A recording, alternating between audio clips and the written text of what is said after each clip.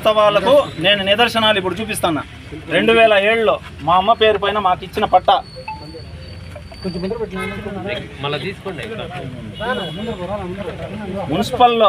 Municipal surveyor, town surveyor నాకు 2018లో ఇచ్చినది. చూసారా? కింద పైప్ లైన్ మున్సిపల్ సర్వేయర్ దగ్గర నేను పైప్ లైన్ ఏమి లేదని తీసుకోండేది, స్ట్రక్చర్. ఓకేనా? దాంట్లో ఒరిజినల్ ఉంది. మీరు అడుగుతున్న దానికి ఎవిడెన్స్ గుడియాతం రోడ్లో నాకేముంది ఏమి అని. ట్యాక్స్ రిసిప్ట్లు చూశారు కదా, కొన్ని ట్యాక్స్ రిసిప్ట్లు. ఇది నాకు అప్పట్లో బెదిరించి భయపెట్టి షోకాజ్ నోటీసులు ఇస్తే దానికి నేను కోర్టుకు పోయాను. ఇది నాకుండే మున్సిపల్ ప్లాన్ అప్రూవల్ చూసుకోండి. 2026 జూన్ వరకు ఉంది. మొన్నే నేను మళ్ళీ రెన్యువల్ చేశా. ఎప్పుడో చూసుకోండి. దీన్ని ప్లాన్ అప్రూవల్ అంటారు.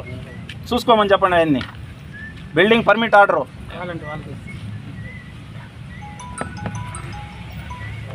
చూసారా? ప్రతి ఒక్కటి ఉందా? ఇది పట్టుకో, ఇది పట్టుకో.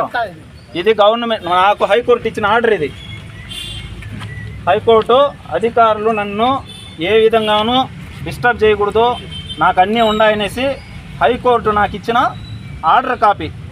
ఏమిచ్చారు? Accordingly the writ petition is disposed of, there shall be no orders as not task. ఇక్కడ చూడండి, till such time if the petitioner is continuing the position the same shall not be disturbed అని ఇచ్చినారు.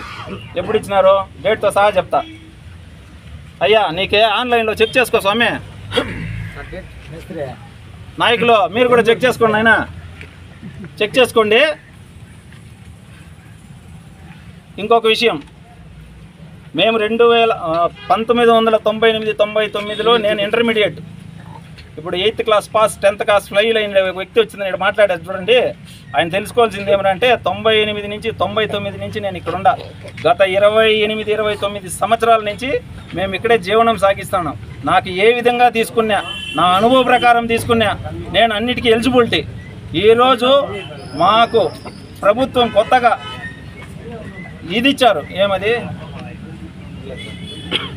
ఆ GO ప్రకారం నేను పోతే కూడా నేను ఎలిజిబిలిటీ అయ్యి నాకు వాళ్ళు ₹1 రిజిస్ట్రేషన్ చేసి ఇవ్వాల్సిన బాధ్యత కూడా ఉంది. ఇవన్నీ కూడా తెలుసుకోకుండా వచ్చి దౌర్జన్యంగా జేసీబీ తీసుకొచ్చి కొట్టేదానికి వస్తే మీ విజ్ఞతకే వదిలేస్తున్నాం. చూస్తుంటే వీళ్లకు బడుగు బలహీన వర్గాలు, ఎస్సీ ఎస్టీలు అంటే చాలా చిన్న చూపుగా తెలుస్తూ ఉంది. వీళ్ళు ఏమీ చేయలేరు, బడుగులు బలహీన